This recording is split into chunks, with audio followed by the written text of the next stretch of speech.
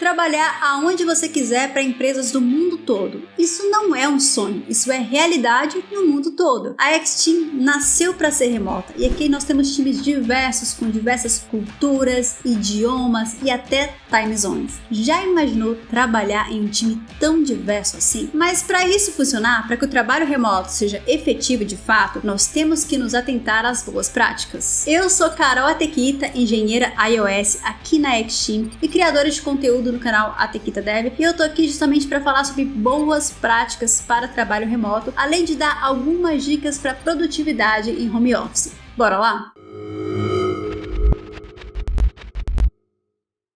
Eu tô há mais de 12 anos trabalhando com tecnologia e desde que eu comecei lá no começo, eu sempre trabalhei remotamente, mesmo quando esse modelo não era tão popular ou sequer era uma possibilidade. Para mim, a grande vantagem do trabalho remoto é justamente quebrar essa barreira geográfica, para que você consiga trabalhar com projetos do mundo inteiro para equipes do mundo inteiro, e com certeza isso vai te fazer evoluir muito, além de ser extremamente cômodo porque você pode trabalhar aonde você quiser. Essa liberdade que você tem, uma vez que você experimenta, isso aumenta bastante a sua qualidade de vida. Eu acho que muitas pessoas que experimentaram esse modelo remoto durante a pandemia dificilmente voltariam para os seus escritórios. Eu poderia aqui listar uma série de pontos de benefícios ali de trabalhar remotamente, como por exemplo, eu posso ficar perto da minha família, eu posso ali viajar sem precisar ter que parar de trabalhar de fato. Eu tenho também a liberdade de escolher onde morar e isso é fantástico. Enfim, esses são só alguns de vários pontos que eu destacaria ali no trabalho remoto. Mas para isso funcionar de verdade, a gente precisa se atentar às boas práticas, para a gente não correr o risco de ter ruído de comunicação ou um time não produtivo. O principal ponto de atenção é a comunicação. É importante entender que a comunicação muda completamente quando a gente está falando de um modelo remoto. Ela tem que ser extremamente efetiva. Nós temos que entender que um ruído de comunicação, uma falha de comunicação ali, pode se tornar uma bola de neve ali nesse modelo. E para ter uma comunicação efetiva, nós temos que destacar alguns pontos. O primeiro dele é clareza e objetividade. Será que eu estou sendo claro o suficiente? Eu estou fazendo rodeios para chegar na informação que eu quero passar? Isso é muito importante, principalmente falando de times globais, onde dependendo do rodeio, da metáfora que você vai utilizar, isso pode perder o contexto e gerar um ruído, uma falha de interpretação e de comunicação. Dessa forma, a dica que eu dou é seja sempre claro e objetivo, mas isso não quer dizer que você tem que ser extremamente impessoal e técnico. A questão é só você identificar, se atentar para não dar margem para dupla interpretação ou falha de interpretação. Em times remotos, principalmente quando a gente fala em time zones diferentes, é legal a gente considerar que nós estamos falando de um modelo assíncrono de trabalho. Isso quer dizer que a sua equipe pode trabalhar em horários diferentes e nem sempre o seu time, as pessoas do seu time vão estar disponíveis. Esse delay de comunicação pode ser extremamente prejudicial e, portanto, é muito importante também ter uma comunicação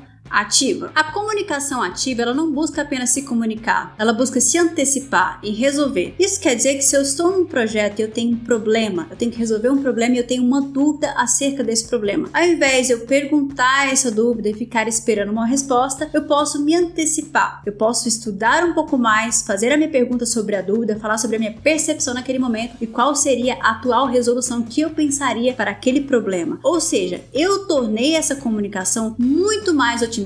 Quando a gente fala em comunicação assíncrona, nós temos que mudar a nossa percepção em relação aos canais de comunicação. Então, esses canais não são apenas canais de interação, mas de alinhamento entre o time. E o principal objetivo nesse sentido é evitar qualquer bloqueio que atrapalhe o seu trabalho. E nesse ponto de bloqueio, nós temos que falar sobre outro tópico importante, que é a proatividade. A proatividade é justamente a capacidade de se antecipar, de buscar soluções. Isso quer dizer que você precisa ter uma postura proativa sobre o seu trabalho. Ao invés de ficar esperando as tasks chegarem, você é o tipo de profissional que vai se antecipar, que vai entender o suficiente do projeto para que você consiga entender aonde você pode contribuir, o que você pode se antecipar, quem você pode ajudar. Ter essa proatividade vai te transformar em um profissional valioso em qualquer time, porque você vai ser um profissional que vai fazer a diferença e dificilmente vai ficar bloqueado no projeto. E outro ponto muito importante que envolve a proatividade também também, que é o feedback. Dê sempre feedback para o seu time para que ele tenha a visibilidade do que você está fazendo. Então é importante criar o hábito de se antecipar e dar o feedback mesmo antes de ser cobrado. Isso é importante principalmente falando de trabalho remoto, porque às vezes é muito difícil para o time ter a visibilidade do que todo mundo está fazendo. Então é muito importante que o time tenha essa prática de feedback para que vocês consigam se alinhar e alcançar a produtividade. E falando em produtividade, para você ter essa produtividade, é muito importante pensar no seu ambiente de trabalho. Seja você trabalhando em home office ou qualquer outro lugar que você vai trabalhar, é muito importante pensar nesse ambiente para que esse ambiente te propicie ter foco nas suas atividades. Isso porque as distrações podem te levar a procrastinar e até interromper o seu raciocínio. Por isso, criar esse ambiente imersivo, onde vai priorizar ali o seu foco, com certeza vai ser um diferencial muito grande na sua produtividade. E aí já vai uma dica, porque caso você não tenha um ambiente específico para trabalhar, vamos supor, você trabalha em casa e tem outras pessoas na sua casa, você pode utilizar um fone de ouvido que vai te ajudar a se isolar de barulhos externos que podem vir a ser uma distração. Se preocupe também com a ergonomia, tem uma boa mesa de trabalho, uma boa cadeira. Nós, programadores, passamos boa parte do nosso tempo aqui sentados, e se preocupar com a sua postura é fundamental para que você não tenha problemas de coluna. Esse cuidado é fundamental para a sua qualidade de vida. Quando a gente fala em produtividade, nós não estamos falando em ser workaholic. A produtividade tem a ver com otimizar ali o seu tempo. Nós da X-Team acreditamos que pessoas felizes e saudáveis são mais produtivas. Por isso, se preocupar com a qualidade de vida é fundamental. Evite o sedentarismo, tenha uma atividade física ali para balancear o seu corpo e mente.